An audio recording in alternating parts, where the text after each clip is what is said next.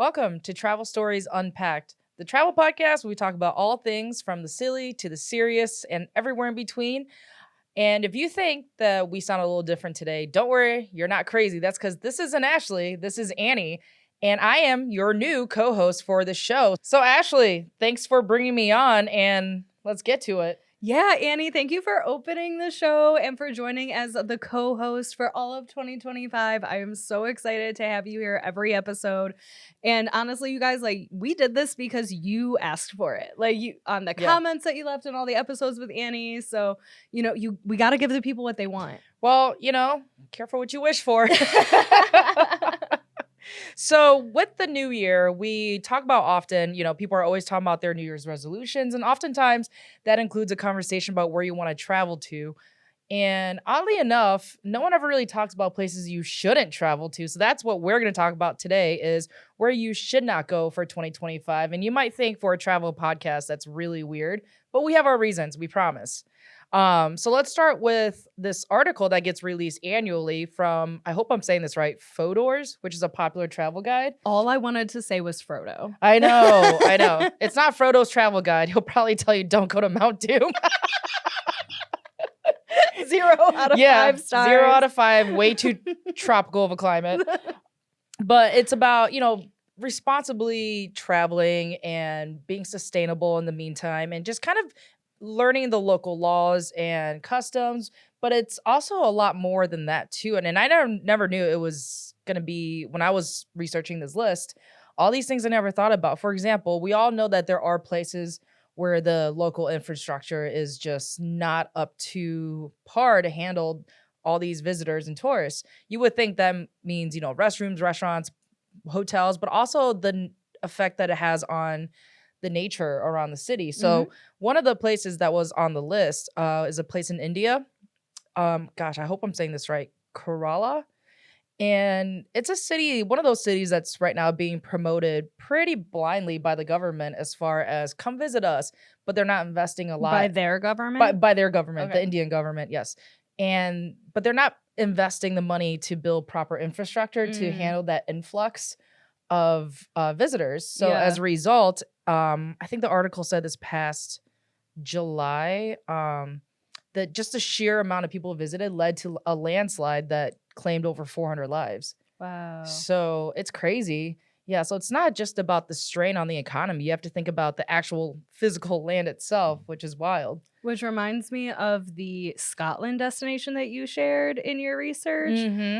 Sort of same thing. It got really popular in 2024 as a place to go for these crazy fun road trips. I mean, beautiful scenery, but their roads literally can't support the amount of traffic and weight and wear and tear that they're getting. So it's that's another place to avoid in your 2025 travels. Yeah. And I thought the Scotland one was really interesting. So specifically, it's the Scotland North Coast 500, the NC 500, because you think it's a road and not necessarily a city that you think, oh, people are just passing through. No, it's not like that at all.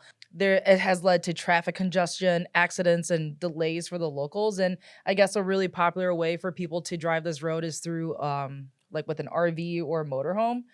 And inadequate infrastructure has led to, we'll say, pollutions of the humankind. Yeah, you know what I mean. Wait, so this might be a stupid question, but I kind of always thought RVs were a uniquely American thing. I always thought so too. Really? Okay. Yeah. Because in the US, you can drive 5 hours and still be in the same state. Yeah. So it's I don't know. I think that's more of a need than a destination. It's not like a cruise ship, where everything you need is in one spot. Well, and just our roads and our cities and the country as a whole being set up the way it is to prioritize travel by road. Whereas public transportation we talk about all the time in other countries is just more well established. So I guess I'm just kind of really surprised to hear RVs are rocking it somewhere else. I know. You can't exactly drive those across the ocean, you know? So I don't know. So some other cities that were on the list in our research that we found, I think there's the obvious ones like Spain, the country of Spain. There's definitely a few hotspots like Barcelona, don't come at me. I don't know. Well, how do you say the next one? Mallorca? Yeah, so Mallorca? when I looked at the spelling, I was like, oh, I haven't heard of that place because I've only heard people say it. So then I'm like Googling it and I was like, oh. To be fair, I'm usually wrong about this kind of thing most of the time. So I don't blame you for like trying to Google like if I'm spelling this right or not. But one of the things we saw in 2025 was a rise in, I guess, protests Yeah. from locals, right? Like, we Mhm. don't want you, don't come here. Because it's just overran with tourists and it's making life really hard for some locals, which is totally understandable. People say, like, well, if you don't like living there, then move. Like, no, that is the wrong narrative Yeah. completely. Yeah. I think it's about you want to share your culture, but you want to do it responsibly and in a sustainable way that doesn't drive people out just because of the sheer rising cost of living. Right. And I mean, I guess to me, like, we work in travel. So we're constantly like inundated with these stories and these sources. But like, I'm just wondering, like, if you planned a trip for 2025 to Spain, does the average person know how like unwelcome tourists are at this point? Because like, if you don't know, how are you supposed to plan to not visit those sorts of places? So like, that's the sort of thing that I just feel like this can get so complicated. It's very complicated. And I think you and Jeff really only scratched the surface on your episode you guys did when you talked about World Tourism Day. Because we have to be honest with ourselves that we don't always want to, like, we want to be honest with you and, let you know, tourists, or I should say tourism, doesn't always have, it's not all rainbows and sunshine sometimes. For us, maybe because we're the ones on vacation. But you look at a place like Venice, especially, I think they started charging like a entry fee, like a week or daily visitors fee or something. So it's not that they don't want you there. They just want you in smaller amounts. Well, and I think they said no to cruise ports in general. Like they aren't allowing ships to port. And I'm not sure if this is true. So like Google it, fact check me. Yeah. But that's sort of what I find interesting is in those cases you are seeing the local government and the local authority there say this isn't working and we need to come up with something else, but you're not gonna find that in a lot of cases. Like for instance, the next one I see on your list here, Mount Everest. Yeah. So I actually never knew that Mount Everest was such, it's turning into a dump. I'm going to say it's turning into a dump. And I know this because, no, I haven't been. It was on my bucket list, but maybe not now. But my best friend and her husband, they live out west in Seattle. And on the weekend, this is just what people do in the Pacific Northwest. They just go mountaineering for fun. And I've asked him, like, would you ever consider doing Mount Everest? And he goes, oh, definitely not. And this is a guy who's climbed, Rainier for fun. And he's like, basically, base camp is overran with trash. There's actually dead bodies everywhere because if someone dies climbing, it's too much of a resource to go and retrieve their body. He says there's actually a part of the climb that has become known as Rainbow Road. And I have a really hard time saying that. And it's pretty morbid, but it's because when people are climbing, they wear very brightly colored gear. And when they die, they leave all their stuff there. So you look up this path, I guess, and you just see different shades of colors belonging to people who passed away. Yeah, it's messed up. Well, and what I found interesting, because I have an uncle that did do the Everest climb at least to base camp. I don't know if he went past base camp, but I have like a little piece of the rock, and this was years ago, like 20 years ago, you know what I mean, like a long time ago. And at the time there was a lot of training that goes into it, you know what I mean, like it was really like only serious climbers, like nature enthusiasts, like only those people were even attempting to climb Mount Everest. But from the article you shared, it sounds like now it's more about if you can pay to play. Yep. And then anybody that can afford to attempt it is able to do so, which is not only leading to higher casualties and like not treating the land as well and not, taking care of your trash and your litter, but it's also like a new job market has opened up with locals that like help the inexperienced and honestly unqualified people with their gear and their climb. So it's like, again, this interesting thing of like, well, now people's livelihoods depend on this tourism. And that's where this conversation is going to constantly cycle back to. That's what it is. It's a cycle. And it's gotten to the point now where in the article, they talk about something called cultural dilution, where basically the the local culture now is really based on tourism. So like the Sherpas, and they have that job because the people who can afford to pay them, they don't want to carry all their gear up and end up on the side of Rainbow Road, So that leads into a further conversation about how accessible travel is now compared to 20 years ago when your uncle went. Like you said, back when it was probably for like the hardcore naturists and mountaineers. Now it's turning into a dump, and it's really sad. Yeah, it is really sad. While we're on the conversation of pollution and all that, like for me, the spot that always comes to mind is Thailand. Yeah. Do you remember that movie from, I think it was like the 90s with Leonardo DiCaprio, The Beach? No, I don't. Really? No. Well, it's the beach. And it's a beach in Thailand. I think it was, oh gosh, I want to say it was Koh Phi Phi. But the movie came out and it became so popular that people started flocking to Thailand and just trashing the beaches. And I actually had a friend who was there the year before they closed it down completely for a year to just clean up because it was just getting trashed and polluted left and right by tourists.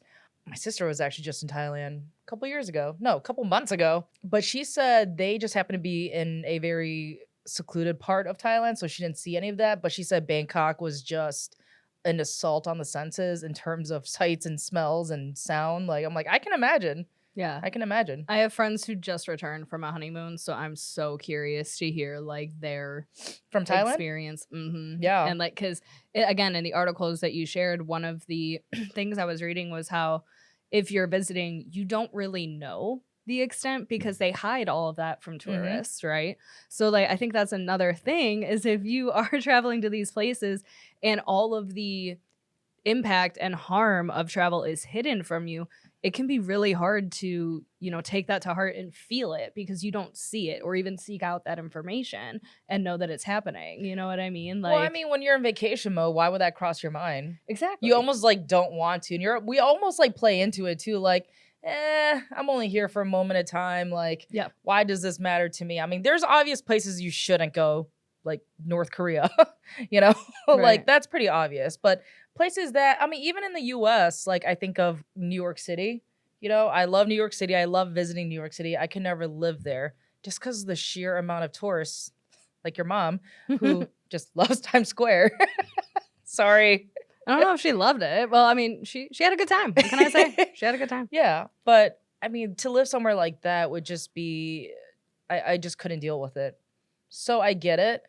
On the flip side, when you're on vacation, again, you're not thinking about those things. You want to get that photo op. You want to go to, that famous museum, but so do a lot of other people. Yeah. Well, and like, gosh, there was this documentary I just watched on Netflix. It was about like overconsumption in general.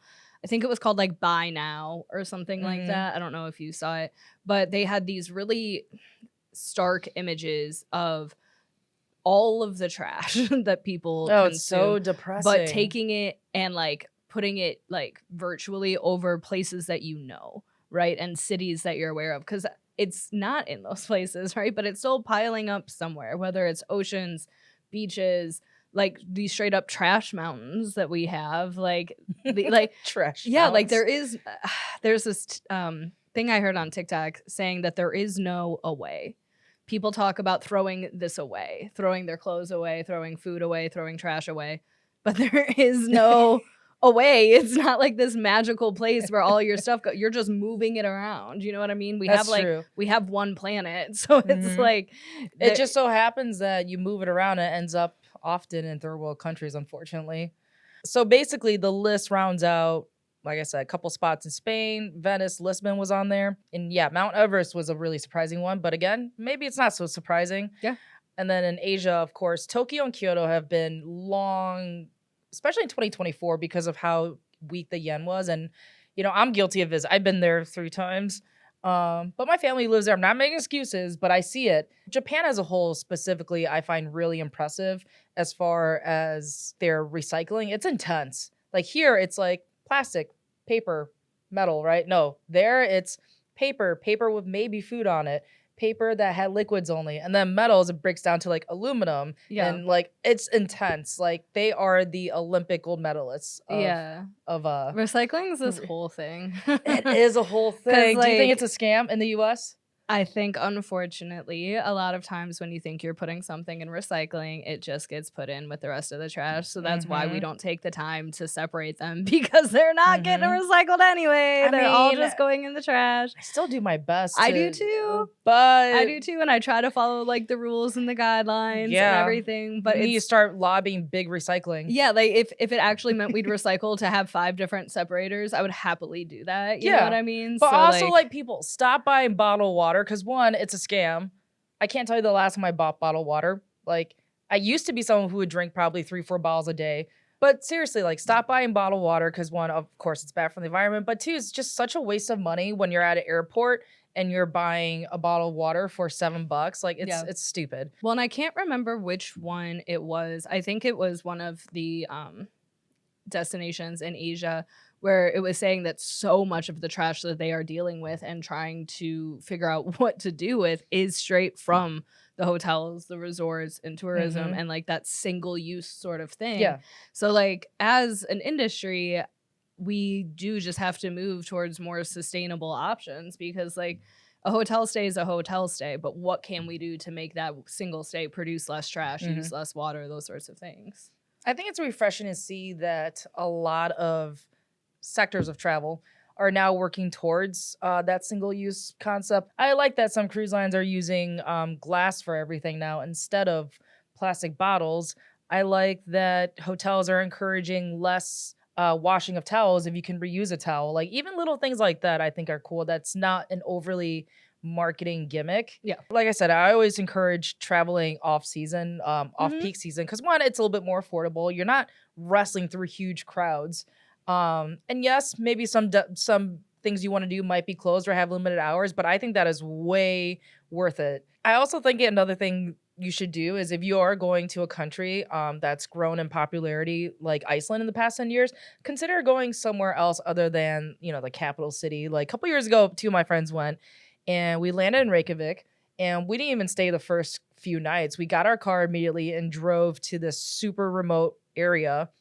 I forget the name of the peninsula, but it's out west. And at one point we stopped and got gas, and people there were like, "What are you guys doing here? We never get tourists out here." We're like, "Oh, hopefully that's a good sign," because we're out in the middle of nowhere with no cell service. But it was the perfect trip. Like, we were so far away from everything and everyone, and where we stayed was right on the water. Yeah. And by the water, I mean the Atlantic Ocean. It was wild, honestly. And I actually just told Sam this story. We wanted to see the Northern Lights, and there was maybe like 10 other people staying at this little village with us, right? And one night, we see a bunch of them running out with their cameras. We're like, "Oh my gosh, the lights must be out," because like it's come and go. It's like a weather forecast. You have to keep an eye out for it. So we poke our heads out, because one, it was freezing. We don't want to commit if the lights weren't showing. And we're like, "We don't see any. This is weird." And then by the third night, we're like, something's up, because everyone keeps running outside. Turns out we were looking south, and they were all looking north. We don't know our cardinal directions, apparently. So if you want to see the Northern Lights, make sure you actually look north. Or up, at least. I gotta tell you, I have zero interest in Iceland. Really? Yeah. That's cool. It's not for everyone. No, but as you were talking about it, I was like, oh, but I really want to go there and not go to the popular places. And I was like, I just don't want to go there. But the thing is, we still went, because we still had to fly out of Reykjavik. So we spent a night or two there, and it was cool. It was really cool. Like, Reykjavik is really, really cool. I really enjoyed Iceland. It just like, it is a you destination through and through. Yeah. And even as you're talking about being in the middle of nowhere, I'm like, I can do that here. Like, middle of nowhere is middle of nowhere anywhere. You know what I mean? It's somewhere. Yeah. Now, I enjoyed it so much, I ended up getting a Viking tattoo. But yeah, Iceland was a great example of that.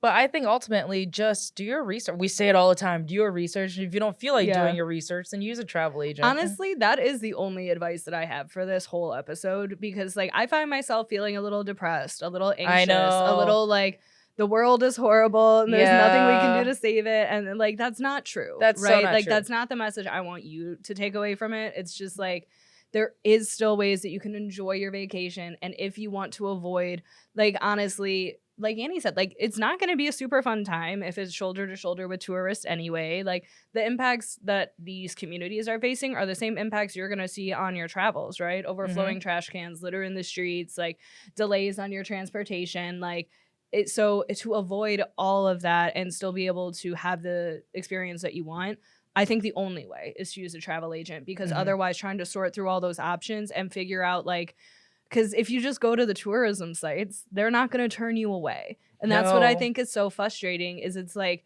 who am I supposed to go to if your official tourism board is trust? Still, yeah, it's still like welcoming me. And that's why I think if you are like me and you just find the whole thing to be super overwhelming, but you still want to travel and you still want to go to, you know, all of your favorite places, or, you know, what is a good alternate destination? If I don't want to go to Spain, where is somewhere that's going to feel like Spain, that's going to have the same culture experiences that I want, maybe the same climate that I'm interested in? Like, use a travel agent. Like, I cannot recommend it enough, because they're the ones who are in these conversations every day and are going to be able to give you more information than, you know, TikTok or the official tourism boards, because those are going to always be at odds. They're not usually going to agree with each other, you know? For sure. And we just want to keep in mind that, of course, you want to visit in a way that is going to be a good experience for you and the locals. Yeah. If you want coffee, maybe skip Starbucks and go to the local mom and pop coffee shop on the corner, you know? Yeah. Like little things like that. I think even for like your accommodations, like, you know, I am very much a person to buy into, well, I know what Hilton's like and I know what Marriott is like, but if you at least like maybe try 2 nights somewhere, if you're nervous to spend your whole vacation with like a more boutique experience or a local hotel or something. But I personally have some travel planned for 2025 that I'm really excited about. You are going, oh wait, yeah, you know what, you tell them. Well, our very first travel experience, I think we're having together, or are you traveling before March? No, it'll be the same time. Yeah. So our first travel experience we're going to have in 2025 is going to Orlando for our Crystal conference with KHM Travel Group. Just a little thing with about 400 other, you know, people. Yeah. It's going to be a good time. If you're an agent and you're going, sound off. We Yeah, can't wait let to us see know. you. But, you know, I'm surprised that there weren't a lot of U.S. destinations on any of those articles, because I think about Florida and how much tourism and traffic they get. But at the same time, are they just built for it? I think so. Like, Florida is the land of retirees and theme parks. So Orlando being a great example. Like, yeah, it's a big, but we're going in March. Yeah. So I feel like that's, you know, kids are still in school, stuff like that. So I don't feel like traveling there is going to be too stressful. Well, no, and at this point, like, and we're from Ohio, so going to Florida is just kind of like going to your aunt's house. You know what I mean? Like, we're there all the time. And I will not leave my car on empty this time at the lot. I will not. If you don't know what I'm talking about, go back to the previous I was a little episode. late to work today because I had to fill up my tank. I was like, I know it's 50, but it could drop at any second. Did you hear my voice in your head? It's like, oh, too close. What else are you? Where else are you going in 2025? I have officially booked my Ireland trip for 2025. When are you going? September. Okay, so September is the shoulder season. Yeah. So that's awesome. Funny enough, I chose Ireland because I had heard that they were really receptive to tourism. But where did I hear that? TikTok? Yeah. And like, can I trust it? I don't know. But I didn't see them in any of the articles because I was panic reading. I was like, oh my God, am I going to be booked to one of these destinations that we're going to be telling you guys not to go to? So I will definitely come back and tell you guys if I feel like because that's the other thing I think could potentially happen. A little Ashley travel prediction is that places that are right now super welcome to tourism and super like, yeah, bring it on, might see some influx as people avoid some of those other destinations. So the ebbs and flow of, you know, the travel trends and currents are super interesting to me. So we'll see what happens as the year goes on. Let's mark this.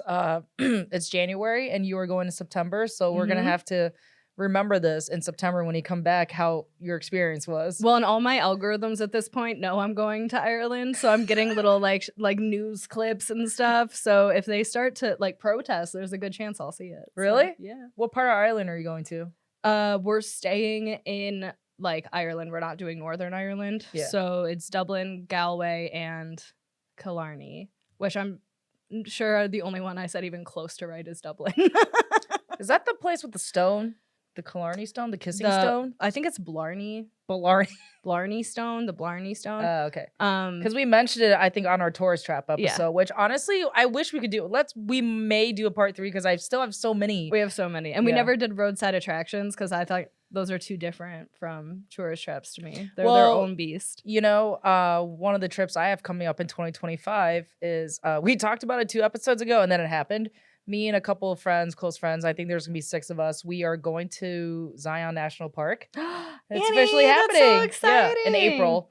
And but we fly into Vegas first. Oh So we're wow. driving from Are you asking your friends what you should do when you're in Vegas?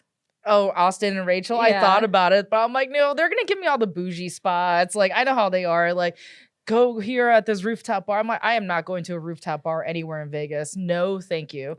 Austin and Rachel both joined us for episodes in season 1, and they are such Vegas fanatics. I mean, like multiple times a year. Like several. I would say they go almost every other month, as often as they can. Like, they even with the baby living now. it up. Viva They Las like, hey, I Vegas. mean, they love it. So, Yeah. But yeah, we land in Vegas and then we drive 2 hours to Zion. So along the way, I'm sure we'll see some because that's a really popular route for people to take. Yeah. You either fly into Vegas or Salt Lake City. We just chose Vegas instead. Yeah. Because on the way back, we're going to do a night in Vegas. So have you done a lot of like travel out west? No. Oh, other than Colorado a few times. Yeah. A few years ago with the same group of friends, where I got my first concussion snowboarding. I love that it's the first. Yeah. But the one thing I will say is even like within like our US culture is like out west, they are way more like taking it upon the individual to protect the environment. Like you won't really see people litter. Like you don't see the same sorts of behaviors that you'll see like on the East Coast. And granted, like these are sweeping generalizations, but like I just find that really interesting because again, this whole episode sort of comes down to like, where does the responsibility lie? Is it on the locals? Is it on the tourists? Is it on the government? Is it on the corporations? I think it's a healthy shared responsibility. Yeah, because some that's people working just really well. Yeah, because some people aren't, or bodies of governance are not being held as accountable as they should be. Yeah. So, bottom line is like, I don't want you people listening or watching to think we're discouraging you from visiting anywhere. No. We're encouraging you to do it responsibly. Thoughtfully, even. And know what you're getting into. You know what I mean? If you know that, hey, this place is not super welcoming of tourists right now, but that doesn't bother you, that's your prerogative. You know what I mean? Like, all we can do... That just makes you part of the problem, though. No, I'm kidding. All we can do is tell you our stories and our opinions, and that's it. And go from there. Yeah. So, guys, if you have any places that you plan on visiting this year, let us know in the comments, whether it's a place we mentioned or maybe a place that you think is worth an honorable mention. Let us know. Where else can they contact us? They can email us directly at travelstoriesunpacked@gmail.com. And I would love to hear if you've personally been to maybe any of the destinations that we mentioned or any others that you think are maybe somewhere you'd advise somebody to skip, and especially if you have a destination that you would recommend instead. I think that'd be super fun. Love, like, if you like this, maybe you can like go here instead. Kind of thing. Yes, that's we would love. We would love that if you have any suggestions. Yeah. So. Oh, and then don't forget, you can talk to us right from your podcast platform description. If you just go down to the description of this episode, you can text us right through that link. So do it. We want to hear from you. All right.